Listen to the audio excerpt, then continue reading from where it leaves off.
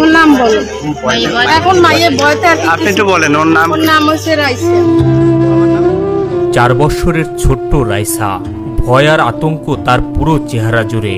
যে বয়সে তার দুরন্তপনায় মেতে থাকার কথা, খেলাধুলা আর দৌড়াদৌড়িতে সময় কাটানোর কথা, সেই বয়সে খালামনির কোলে ভয়ে মুখ লুকাচ্ছেন ছোট্ট এই শিশুটি। এর মা নাই না, ওর মারে মারি ফেলাইছে। এর মারে মারি কে মারি ফেলেছে? মারি ফেলাইছে ওর বাবাই।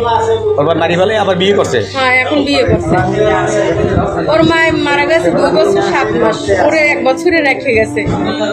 ওই সময় আমরা এই মেডিকেল আসলাম। এখন এই মারছে কি? মারছে আন সব মায়ের বাপে। ওই মারছে। শুধুমাত্র তার খালাকে মা ডাকার অপরাধে মাহারা ছোট্ট এই শিশুটির উপর অমানসিক নির্যাতন চালায় তার সৎমা এবং বাবা। আমার মাটাকে এই ওর অপরাধ, আমার মা ডাকার আমার কাছে থাকতে। আপনার সম্পর্ক কি হয়? এই খালা, আমার বড় খালা। কি বাচ্চাটার মা মারা গেছে, বাচ্চার মা হচ্ছে আমার ছোট বোন। ও মারা গেছে 2 বছর 7 মাস। গলায় পাড়াতেছে, ক্যান্সার আক্রান্ত হয়ে তারপর মারা গেছে। গলায় ক্যান্সার হয়েছে, মারা গেছে। তারপর বাচ্চা সেই থেকে আমি পালি, কিন্তু এখন ও বিয়ে করছে, কেন ওর বাচ্চা নিয়ে যায়, ও পালবে। আমার বাচ্চা আমি নিয়ে যাবো, কে তোরা পালবি কিন লেগে? আমার বাচ্চা আমার মেয়ে আমি যাবো। এভাবে বাচ্চার নিজে বাচ্চা যাইতে চাই না দেখে হেলে বাচ্চার রাস্তা দিয়ে মাকে ধরে নেই। আবার মাকে আমার বোনের ফোন দিয়ে ভিডিও কল দিয়ে দেয়। সন্তানের যে কোনো বিপদে পড়লে ছায়ার মতো পাশে দাঁড়ায় বাবা। সন্তানকে আগলে রাখে নিজের মতো করে। সন্তানের সুখের জন্য বাবাই নাকি সবকিছু বিসর্জন দেয়। আর সেই বাবাই কিনা সৎমায়ের প্রয়োজনায় পড়ে ছোট্ট রাইসার উপর চালায় এমন অমানসিক ও বর্বর নির্যাতন। আবার এই 5 দিন আগে নেছে, 28 তারিখ নেছে, কিন্তু কালকে 3 তারিখ গেছে। কালকে আমার কাছে দুপুরবেলা ফোন দিয়ে কয় রাইসা এইবেলা অসুস্থ, পড়ে যাই বাথরুমে, এইবেল ব্যথা পাইছে, ওর নিয়ে বরিশাল আইছি আমরা।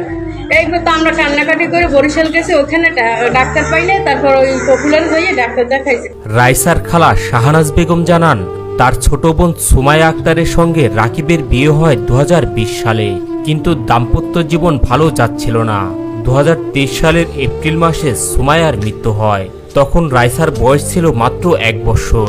এরপর থেকেই রাইসা তার খালার কাছেই বড় হচ্ছিল এবং খালাকেই মা বলে ডাকত। বিষয়টি রাকিব মেনে নিতে পারতেন না। মাঝে মাঝে নিজের মেয়েকে বাসায় নিয়ে রাখতেন। কয়দিন আগে মারছে? মাসে 1 তারিখে।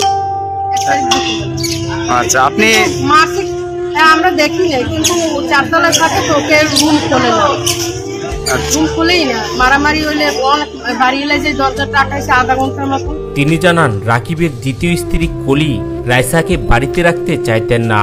এ নিয়ে রাকিব ও কলির মধ্যে কথা কাটাকাটি হতো। শাহনাজ বেগমের অভিযোগ, 1 অক্টোবর রাকিব ও কলি মিলে রাইসাকে মারধর করে।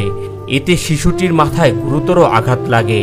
পরে তিনি রাকিবের সাথে যোগাযোগের চেষ্টা করলে রাকিব প্রথমে ফোন ধরেননি।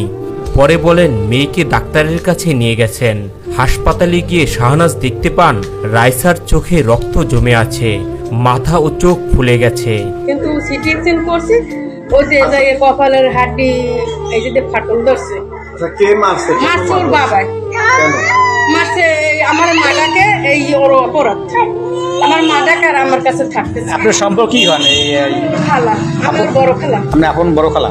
আমি ওর আপন। আর আপনার অভিযোগের বিষয়ে রাইসার বাবা রাকিব বলেন, রাইসার খালাকে মা বলে ডাকায় সে কষ্ট পেয়েছিল, কিন্তু তার মেয়েকে সে মারেনি।